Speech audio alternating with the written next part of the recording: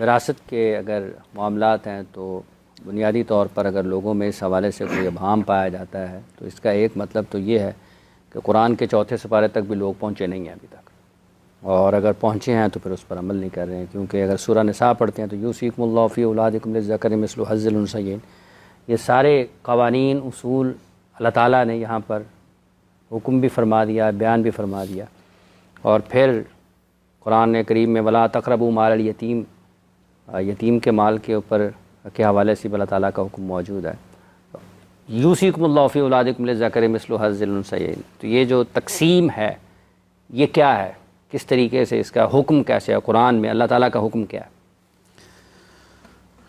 بسم اللہ والصلاۃ والسلام علی رسول اللہ۔ جاہلیت میں اسلام کی آمد سے قبل جو طاقتور ہوتا تھا نا، وہ مورث کی ساری جائیداد پر وارث بن جاتا تھا، نہ بچوں کو ملتا تھا، نہ خواتین کو تو بالکل ہی نہیں دیا جاتا تھا۔ اس لیے نہیں دیا جاتا تھا، وہ سمجھتے تھے کہ وراثت کا وہ حقدار ہے جو اپنی وراثت کی حفاظت کر سکتا ہے۔ اس بہانے کی بنا پر نا وہ کہتے ہیں بچے بھی حفاظت نہیں کر سکتے، خواتین بھی اپنی حفاظت نہیں کر سکتی ہیں اپنی وراثت کی، اس لیے ان کو دینی نہیں چاہیے، وہ تو کسی اور جگہ پر چلی جائے گی، لٹ جائے گی ان سے۔ تو اسلام نے یہ جو بچوں پر، کمزوروں پر، خواتین پر ظلم روا تھا نا، اس کو ہمیشہ کے لیے ختم کر دیا، ہمیشہ کے لیے ختم کر ہمیشہ کے لیے ختم کر دیا۔ اللہ اکبر۔ اور اللہ مالک الملک نے ایسے احکام نازل فرمائے، ایسے عدل اور انصاف پر مبنی قوانین اللہ رب العالمین نے اتار دیے کہ قیامت تک کے لیے عورتوں کا بھی حصہ مقرر کر دیا خود رب العالمین نے، اور مردوں کا بھی حصہ مقرر کر دیا۔ اللہ نے فرمایا قرآن میں للرجال نصیب مما ترک الوالدین والاقربون وللنساء نصیب مما ترک الوالدین والاقربون مما قل منہ او کثر نصیبا مفروضا۔ مردوں کا بھی حصہ مقرر کر دیا اللہ رب العالمین نے، خواتین کا بھی حصہ مقرر کر دیا۔ وراثت مرنے والے نے تھوڑی چھوڑی ہو یا زیادہ چھوڑی ہو، اس میں سے یہ نہیں ہوگا تھوڑی چھوڑی ہے تو مرد لے جائیں ساری، یا بھائی لے جائیں ساری، یہ نہیں ہو یا بیٹے لے جائیں، یہ نہیں ہو سکتا۔ اللہ نے کہا تھوڑی ہے یا زیادہ ہے، اس نے حصے مقرر کر دیے ہیں۔ تھوڑی میں سے بھی بہنوں کا، بیٹیوں کا، ان کو حق ملنا چاہیے، اور زیادہ ہو تو تب بھی ملنا چاہیے۔ تو یہ نصیب مفروضہ کہہ کر مالک الملک نے کہہ دیا کہ یہ فرض ہے، فرض ہے۔ اگر کوئی اب وراثت اللہ رب العالمین کے بیان کردہ طریقے جو آپ نے ماشاءاللہ آیت کا حوالہ دیا ہے، یوصیکم اللہ فی اولادکم للذکر مثل حظ الانثیین، یہ سورہ نساء کی 11 نمبر آیت سے لے کر 13-14 نمبر آیت تک اللہ نے یہ سارے احکام بیان کر دیے، اور سورہ نساء کی آخری آیت میں بھی اللہ رب العالمین نے اس کی وضاحت فرما دی۔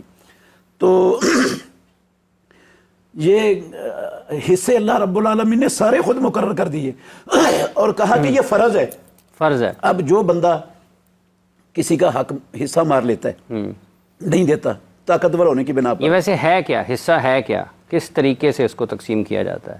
اگر فرض کر لیں کسی کی وراثت میں 1000 روپیہ، 1000 روپیہ وراثت میں ہے نا، تو ہر فوت ہونے والا، خواہ وہ مرد ہے خواہ عورت ہے، دونوں کا وراثت جو ان کی مملوکہ چیزیں ہیں نا، اس کو وراثت کہتے ہیں۔ جو اس نے اپنی مملوکہ چیزیں چھوڑ کر دنیا میں گیا، وہ سارا کچھ ہی وراثت ہوتا ہے۔ اور اس میں جس طرح باپ کی وراثت تقسیم ہوتی ہے اسلام میں، اسی طرح ماں کی وراثت تقسیم ہوتی ہے۔ اور اگر اولاد میں سے کوئی فوت ہو جائے ماں باپ کی زندگی میں، تو اولاد کی وراثت بھی تقسیم ہوتی ہے، چاہے بیٹا فوت ہو جائے چاہے بیٹی فوت ہو جائے، اگر ان کے پاس ان کی ذاتی جائیداد ہے جو انہوں نے کمائی ہے، جو ان کو کسی سے تحفہ ملی ہے، جو انہوں نے خود خریدی ہے، وہ بھی تقسیم ہوگی، وہ بھی تقسیم ہوگی۔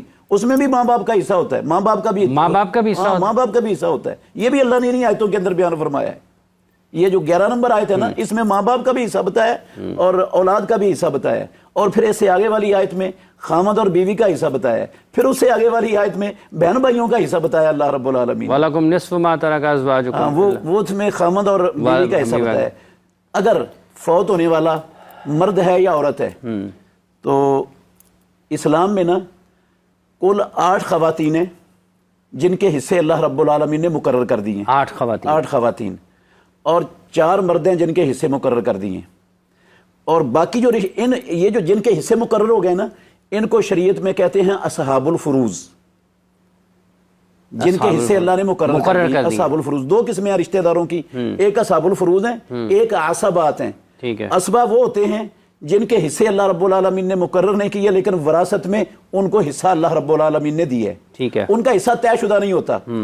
جب اصحاب الفروض لوگ وہ اپنا حصہ لے لیں جتنا جتنا اللہ نے ان کے لیے مقرر کیا ہے، تو وہ اگر تو ختم ہو گیا تو ٹھیک ہے، اگر بچ گیا تو پھر اسبات کو ملتا ہے۔